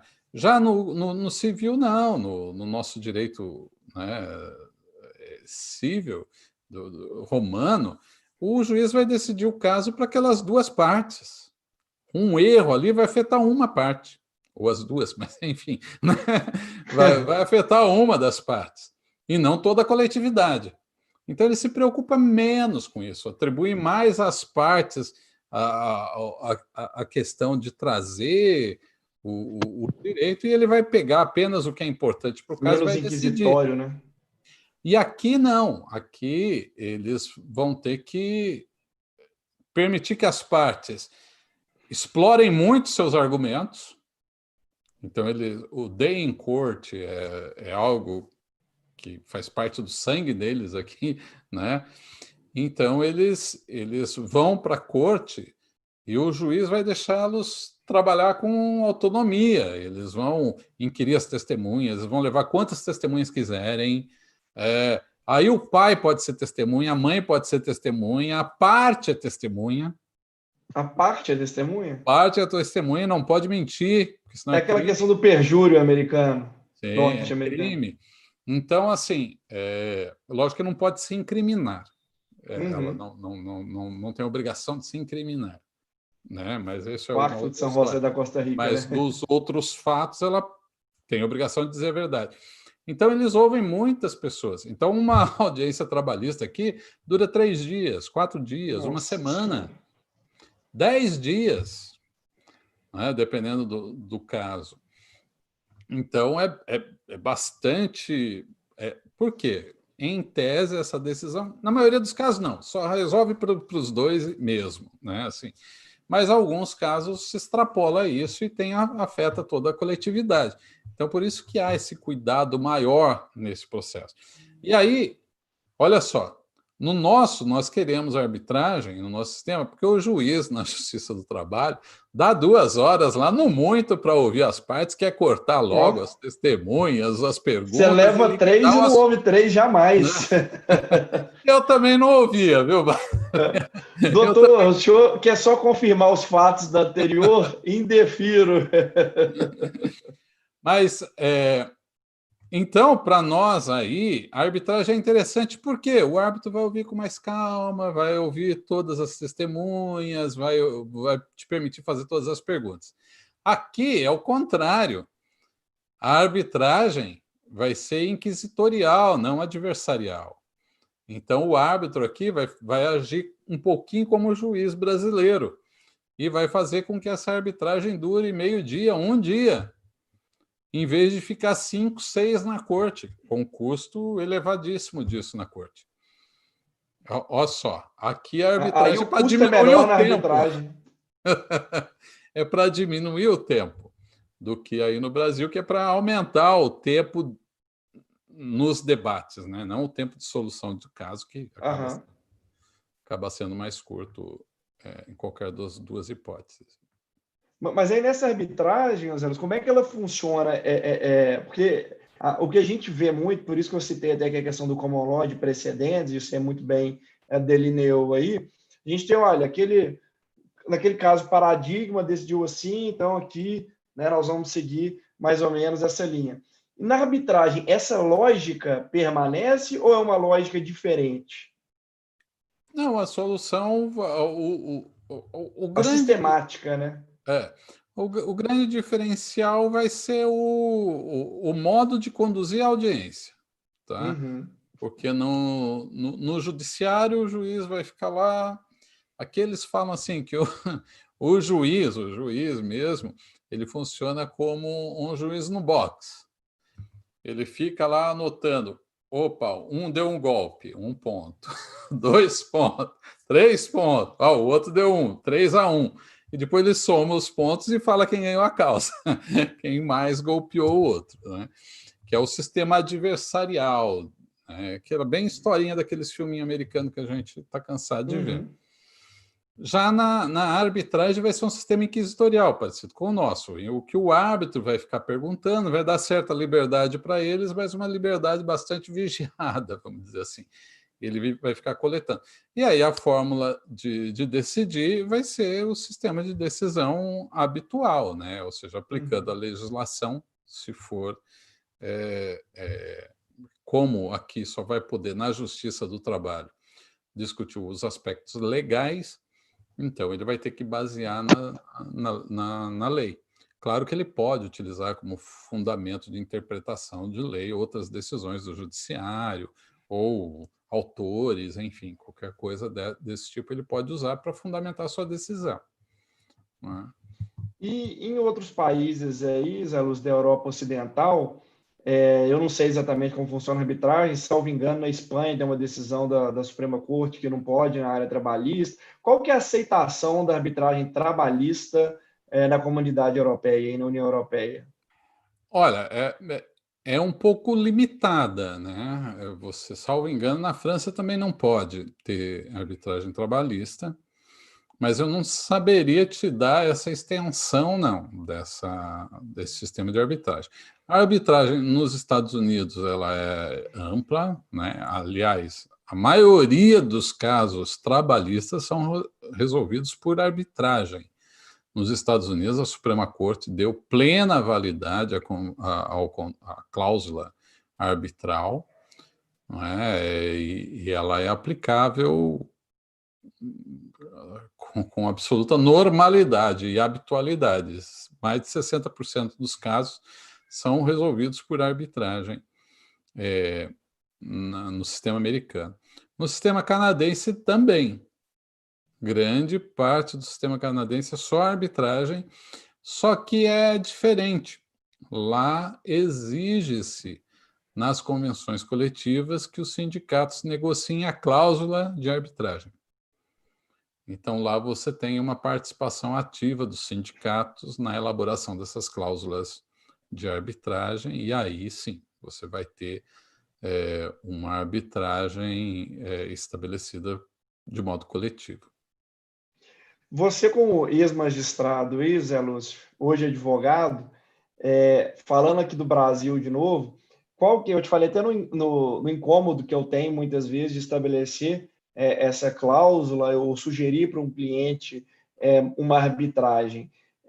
Em termos, eu sei que é uma situação subjetiva, então eu queria mesmo a sua opinião. Você enxerga uma segurança jurídica, vamos dizer, considerável para adotar esse tipo de resolução de conflito aqui no Brasil, a partir da reforma? Ou seja, na sua opinião, o judiciário, especialmente o TST, estão abertos, vamos assim dizer, para isso, para aceitar? Olha, eu acho que a arbitragem? se observado os padrões estabelecidos pela lei, embora eu entenda que não é o melhor deles, e embora eu entenda que a limitação seja inconstitucional, né, do questão dos Sim. salários, mas se observar dos limites da lei, eu acho que não vai ter problema, né? A cláusula marcada em separado, garantindo-se, é claro, que a arbitragem vai ocorrer de modo independente, isento. Eu não veria problema, não. Numa Câmara Arbitral séria, né, Sim, sim, já reconhecida, sem... sim, sim. Porque esse incômodo que muitas vezes eu tenho, que falo assim, poxa, é uma solução ótima, às vezes, para as partes, ambas preferem, mas aí bate aquela situação, olha, mas lá na frente, o cliente pergunta, né, lá na frente, ele pode discutir a arbitragem ou não? O conteúdo dela, a princípio, não, ele vai poder discutir no Poder Judiciário uma eventual nulidade. Ah, mas então ele pode ir até Brasília e essa eventual nulidade durar 3 anos, 5 anos? Não tem outra saída, é o caminho, né? Aí é o acesso à justiça, né? É esse Mas o... olha, é uma questão que vai acabar batendo no Supremo, né? Sim, E o Supremo já deu a constitucionalidade da lei na de verdade. arbitragem. Então, eu não, eu não Fugiria dela, vejo, não. eu não teria esse receio, né? Lógico que ao judiciário todos podem, né? Sim, Mas e você vai ter alguns juízes que vão entender que não pode ter arbitragem, porque não pode ser negociado, né, o é, direito trabalhista. E aí você pode perguntar por que ele homologa os acordos, né? exatamente. Aí é Se aquela... for indisponibilidade, aí não valeria. Eu indicaria, viu? Eu indicaria a arbitragem, porque, assim, como eu disse, para causas pequenas, realmente não. Não Mas você, justifica. por exemplo, você é um diretor de empresa, você não quer ter publicidade na sua disputa com o seu empregador, você não quer discutir dados do seu contrato de modo público, é, você tem uma questão de assédio, você não quer tornar aquilo público, você é um jogador de futebol, você não quer dar publicidade para o seu conflito, você é um artista, não quer dar publicidade para os conflitos que você tem. A arbitragem ela pode ser confidencial, não é? De acordo com a vontade das partes, estabelecendo isso, a confidencialidade. Então, é muito mais tranquilo. Você agenda a data que você quer para a sua audiência, não é a data do juiz. Você não vai chegar lá, Prazos também, né? O prazo de sentar na prestação. cadeirinha e ficar esperando ali a hora da audiência, né? 1, 2 horas, né? Eu mesmo, esses dias, fui fazer uma sustentação oral no meu tribunal aqui, né, do TRT-12. Eu fiquei 2 horas e meia aguardando, né, para fazer sustentação de 10 Outro dia eu minutos. fiquei 4 horas e meia, Zé Lúcio, aqui no Então, 3. assim, na arbitragem, você não vai ter isso, né? Você vai ter o horário marcado com o árbitro, ele vai lá estar esperando você com um cafezinho ainda. Você é cliente do árbitro, não é? O tratamento é outro. Então, lhe dá essa confiança de que o seu caso vai ser tratado de modo adequado. E um ponto que a gente não tratou aqui, que eu acho que é de relevância, que eu já vi até no chat aqui, que tem gente até pedindo bibliografia para você depois dar alguns nomes aí, algumas obras, que tem gente escrevendo TCC, escrevendo outros artigos jurídicos, e a execução se dá da mesma maneira da lei de arbitragem, ou seja, você tem ali a decisão judicial, se ela não for espontaneamente cumprida, é um título executivo extrajudicial passivo de execução, no caso, na Justiça do Não é Trabalho, correto? extrajudicial, Não. não. É um título judicial. É Judicial. o Isso. mesmo valor de uma sentença judicial. Ela é Judicial. executada do mesmo modo. Inclusive, isso vem desde da Convenção de Nova York. New York Convention, de 1958, só foi ratificada pelo Brasil em 2000, por ali. Demoramos muito para ratificar aquela convenção. E a convenção, uma das exigências dela é exatamente essa, que a sentença arbitral seja executada exatamente do mesmo modo, com os mesmos custos de uma sentença provinda do Poder Judiciário. E no Reino Unido, aí uma curiosidade, e você falou até da Convenção de Nova York, a sistemática da execução é a mesma, ou seja, em nenhum lugar, mesmo aí sendo estatal, essa Câmara Arbitral, não sei como é que se denomina exatamente, ela não tem o poder de ingressar no patrimônio do devedor e transferi-lo para o credor. Nem o Judiciário Trabalhista aqui tem. É mesmo.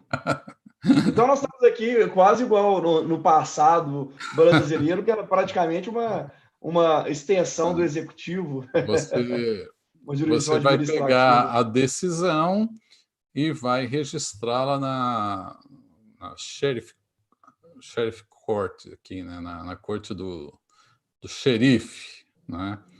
Xerife aqui seria a nossa, como um juiz de primeiro grau aí no Brasil.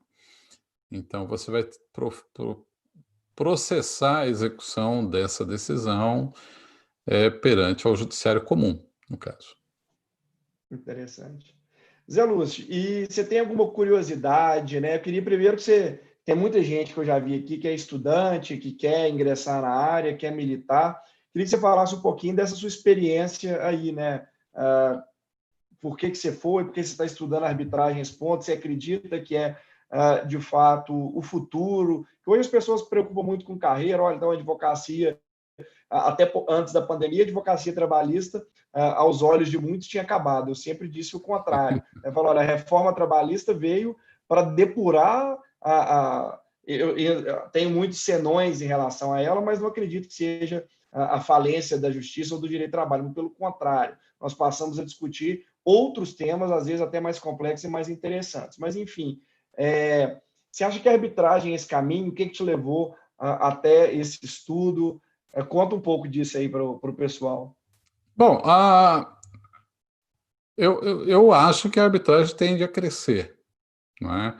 E ela é um mercado, né? Um bom mercado para os profissionais do direito, para os advogados, que poderão atuar como advogados nas arbitragens, mas também como árbitros, né? Desde que se qualifique e passe a ocupar esses espaços aí que não são devidamente operados pelo judiciário, né? Porque só as pessoas... Por que as pessoas buscam outras fórmulas de resolução de conflitos? Porque não tem um atendimento adequado por parte do meio tradicional. Se o meio tradicional lhe oferece mecanismos adequados, você não precisa de outros, não é? Então, nesse ponto, os advogados só têm a ganhar com isso, porque não vai acabar o processo comum e essas causas maiores, com mais complexidade, talvez, mas com mais valores envolvidos, vão ser submetidos a um outro mecanismo. E quem vai ocupar esse mecanismo, quem tiver qualificação para isso. E é bem distinto. É bem distinto. Quando você fala de arbitragem, as pessoas é como fazer uma sentença trabalhista. Nada disso. Ela vai exigir, o formalismo é outro, não é? Porque na sentença trabalhista você vai executar uma sentença que está dentro de um processo. Então, você não precisa colocar na sentença o nome do advogado da parte, você não precisa colocar o endereço da parte, você não precisa colocar muitos dos dados porque fazem parte do processo, né? Já na sentença arbitral, você não tem um processo. Você vai executar a sentença, e a sentença tem que trazer todos esses elementos. Vai ter que trazer o nome da parte, o endereço da parte, o nome do advogado, o endereço do advogado, porque o que você vai executar é só a sentença. E se você não tiver esses elementos na sentença, como que você vai executar depois, né? Então, tudo é bem complexo, é bem diferente. E muitos desses aspectos do common law que eles aplicam aqui na forma de lidar com a instrução do processo, eles aplicam na arbitragem. E a arbitragem internacional, ela leva muito dessa circunstância. Então, você vai ter na arbitragem internacional o pai, mãe sendo ouvido como testemunha, né? As partes querendo uma intervenção menor do árbitro, não na esfera trabalhista, né? Na geral. Sim, sim.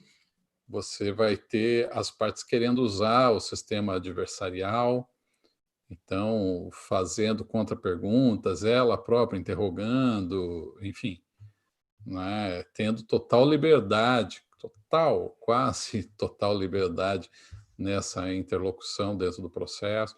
Então, você tem que buscar qualificação. Como tudo, se você quer ser um bom advogado trabalhista, você vai ter que se qualificar. Eu sempre adotei isso, desde quando eu comecei lá, já faz um tempinho. Eu nunca ia para uma audiência, o Júlio, nunca fui para uma audiência, nunca, sem saber tudo daquela audiência. Sem saber tudo daquele caso, sem ler antes a jurisprudência que tinha sobre cada um daqueles temas, entendeu? E olha que no meu tempo não tinha essa facilidade de você bater aí no Google e já trazer Eu lembro, site meu do pai é tribunal com todas as advogado, jurisprudências, né?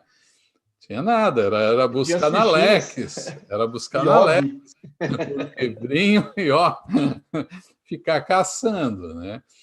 Então, na doutrina, né, nos livros de direito do trabalho, normalmente trazia, até porque não era tão complexo como hoje, né, o processo do trabalho. Então, você tinha esses aspectos para você trabalhar. Então, o que eu sugiro a todo profissional, por favor, não vá para uma audiência despreparado. Não pegue um caso despreparado, porque você pode matar sua reputação. E não há nada pior para um advogado do que não ter uma boa reputação, não é? Além do prejuízo a ser causado aos direitos, né, do seu constituinte, enfim, se prepare, se qualifique para cada coisa que você faça, para fazer direito, bem feito. E aos olhos do juiz também, é muito ruim quando o advogado Sem chega dúvida. lá e fala assim, eu só vim para essa audiência. Só veio para essa O audiência? caso não é Só para meu, né? inicial. Doutora, mas qual a prova que a doutora vai querer produzir? Não sei. Não sabe? Então eu vou indeferir, porque se a doutora não fundamentar, eu vou indeferir. Então não vou deixar a doutora fazer prova, né? Porque na audiência inicial, a gente vai ter que designar uma audiência de instrução se necessário. Se a doutora não sabe se é necessário, e não está fundamentando a razão, então eu posso indeferir, não é? Lógico que eu não fazia isso, mas eu Claro. gostava de pressionar até para botar a pessoa no eixo, que não pode ir para uma audiência, cuidar do direito alheio de modo tão, assim, tão solto, né? E o que me incomoda muito também é assim, não, eu só vim substituir o colega, tem propósito de acordo, não, a ação não é minha. A ação é do cliente. Nós somos representantes, né? Então não existe isso de é o colega que é o titular da ação. Se você está ali representando o seu cliente, você tem, como você bem disse, saber absolutamente tudo do caso e ter ou não a proposta de acordo, né? Não existe isso, né? Mas se você tem um subestabelecimento na procuração, você representa seu cliente. E isso me incomoda e a gente vê cotidianamente, infelizmente, né? E é uma oportunidade de aprender. Quando o cara vai para a audiência sabendo de tudo, ele se instrui daquele caso. Sim. E aí ele vê a carinha do sujeito lá, ele vê a carinha do outro, ele vai associar isso na cabeça. Ah, aconteceu isso uma vez e tal, eu fui numa audiência assim. Então ele vai aprender. Quando ele faz isso, ele aprende, ele se torna melhor, ele se torna mais qualificado. E eu costumo até esperar as audiências dentro da sala de audiência, que é sempre, primeiro tempo passa muito mais rápido e é sempre mais rico. O que eu conto em sala de aula, meus alunos, principalmente de graduação, de casos interessantes, situações interessantes, que eu tive a oportunidade de presenciar, não enquanto advogado da parte, mas estando presente ali assistindo a audiência ou ostentação oral, é enorme. Uma recente que eu vivi há pouco ano atrás foi inédita, depois de 14 anos de advocacia assistindo, né? Agora 15, mas isso foi um ano atrás, tinha uma clara situação de hipossuficiência ali na mesa de audiência do empregador, do reclamado. Era uma microempresa absolutamente simples, ele não tinha feito uma defesa, estava com os documentos na mão, e a parte reclamante com o advogado no exercício do seu papel ali não aceitando nenhum tipo de acordo, e claramente, né, a situação estava desigual ali, de modo favorável ao trabalhador. Só tinha eu na sala de audiência, o juiz falou: doutor, o senhor é da próxima audiência? Eu falei: senhor. O senhor se incomoda de ser o advogado ativo aqui desse empregador? Eu falei: não me incomodo, desde que conste minha renúncia logo após ao término da audiência, que eu não posso ficar responsável por um processo que eu sequer estou recebendo por ele. E foi super interessante, que aí eu fiz a impugnação para ele, tomei pé do caso naquela situação, não me deu um tempo para eu ler por óbvio a petição inicial, para analisar os documentos, eu já estava mais ou menos inteirado, porque eu já estava assistindo ali a discussão anteriormente, eu fiz uma impugnação e no fim nós fizemos um acordo bem mais justo, né, na acepção da palavra mesmo. Foi uma experiência super interessante. E no final, o cliente, né, até me abraçou lá fora, falou: obrigado, eu poderia até ter quebrado, porque eu não ia ter dinheiro para pagar uma condenação. Ele não tinha nem dimensão da condenação que viria para ele. Então, conseguimos um acordo parcelado, foi uma experiência assim, inusitada e riquíssima, né? O que você ilustra bem o que você está falando, me ocorreu aqui agora até. Então, na minha vara em Blumenau, eu fiz um plenarinho. Eu mandei colocar diversas cadeiras ao fundo da sala para os advogados esperarem já dentro da sala também, para todo mundo assistir. Então, vinha estudantes, assistir as audiências. E eu sempre brincava muito, né? Então, sempre deixava o clima eu mais adoro a audiência. ameno. Eu não costumei com as virtuais ainda, não. Acho que elas vieram para ficar, principalmente no que diz respeito à conciliação, à audiência inicial, mas essa sala de audiência é muito rica. Não acho que possa ser perdida assim, não. E uma última pergunta, Zé Lúcio, que aí já é quase de madrugada aí, né, na Escócia, e eu já Já estou é, tomando, é quase. já é de madrugada, né, 4 horas na frente aí. 00:43. Aí, para eu te deixar descansar, me deu uma curiosidade, acho que é de outras aqui, de outras pessoas também. Como você falou, olha, tem que se preparar, isso é óbvio para qualquer situação da vida, e eu falo também para meus alunos, sem esforço, ninguém vai para frente. Não existe aquele colega que fala assim: olha, passei sem estudar, aprendi. Não existe. Tem uns que têm mais facilidade do que outros, mas todo mundo tem que estudar. E aí eu te pergunto, para a gente finalizar aqui, como se tornar um árbitro? Se qualificando. Se qualificando. Algumas instituições, como, por exemplo, a CIAARB, que eu estou num processo de ingresso nela aqui agora, ela exige cursos.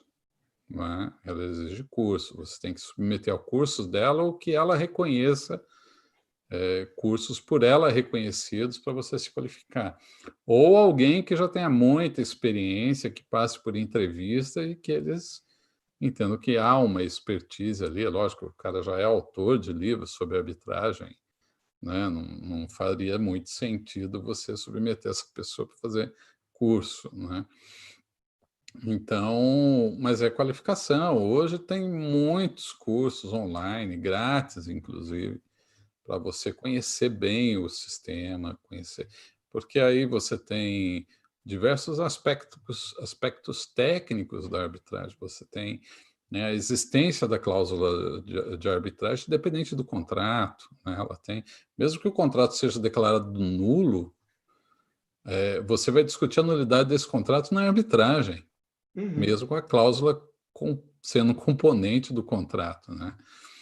Então, são muitos os aspectos técnicos que envolvem a arbitragem que tenha uma regulamentação específica, a fórmula de indicação de árbitros, o disclosure, né, que é o sistema do árbitro indicar previamente se ele tem alguma coisa que possa afetar sua independência ou sua imparcialidade, ele é obrigado a declarar isso antes do início da arbitragem, para os dois lados. Ele tem que declarar se ele tem alguma relação especial com uma das partes ou com os advogados da causa. Então, são mecanismos que são utilizados e que, se não adotados, tornam nulo todo o procedimento. Então, não é algo que você faça brincando, você tem que conhecer a sistemática, o funcionamento.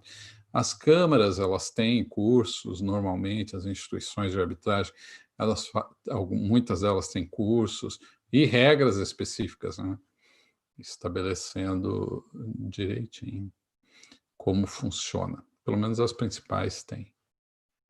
Zé Lúcio, muito obrigado pelo seu precioso tempo, né? Foi um bate-papo aqui, nós falamos quase 1h45, nem parece que falamos tanto, ainda tinha diversas outras questões e a gente pode, sem dúvida nenhuma, posteriormente tratar. A Caroline está até pedindo aqui, não esqueçam de indicar a bibliografia. Carolina, eu vou deixar aqui depois, tanto no meu Instagram, no @bahia.julio, como aqui na descrição, algumas indicações, mas te agradecendo, Zé Lúcio, pelo seu tempo, pelo seu conhecimento, pela sua boa vontade em trazer tudo isso aqui para nós, né, diante dessa diferença de horário. Te passo a palavra aí para suas considerações finais, seus agradecimentos. Se você quiser já dizer alguma obra aí, né, que você... O Zé Lúcio tem diversos artigos, eu li até alguns, um super interessante sobre a questão testemunhal que está no Conjur. Depois eu divulgo o link aqui também. O Danilo está fazendo uma pergunta aqui. Será que eu passei batido da pergunta dele? Deixa eu só voltar aqui, então. O Danilo perguntou... então, vou te fazer a última pergunta do Danilo, que eu tinha passado aqui, senão ele não assiste mais a gente. Ele disse: seria a arbitragem um reconhecimento da liberdade e busca de solução privada, também na esfera jurídica, em face da ineficiência da prestação monopolista estatal, da ineficiência do judiciário? E aí já deixo para suas considerações finais. Peraí, deixa eu ver se eu entendi a pergunta. Eu li rápido aqui, né? Sim. Deixa eu ler de novo aqui, devagarinho. Aqui, ó. Doutor, seria a arbitragem um reconhecimento da liberdade de busca de soluções privadas, também na esfera jurídica, em face da ineficiência da prestação monopolista estatal, da ineficiência do judiciário? Como eu citei, né, o Júlio, se você tem uma prestação de tutela jurisdicional que lhe atenda adequadamente fornecida pelo Estado, dificilmente você vai buscar uma outra alternativa, não é? Só que você está lidando com prestação de tutela jurisdicional pelo Estado, que é de massa, não é? Exato. Não tem como uma vara submetida com muitos processos, muitos casos, o juiz sozinho dá o tempo que for para um caso mais complexo, ou um caso que exija um tratamento especial. Se você quer esse tratamento especial, aí você tem que submeter a resolução do seu conflito a a um outro sistema, né? Tem até sistema misto de mediarb, né? Você faz a mediação, se ela não se resolver, você vai para a arbitragem, né? Você tem esses mecanismos, né, de resolução. Agora, outras vezes não é pela ineficiência do Estado, às vezes é porque você quer confidencialidade, você quer privacidade, você você quer organizar a sua agenda, né? E aí o sistema da arbitragem lhe possibilitaria essas vantagens, né? Coisa que você não tem dentro do sistema estatal, mas não necessariamente por uma ineficiência, né?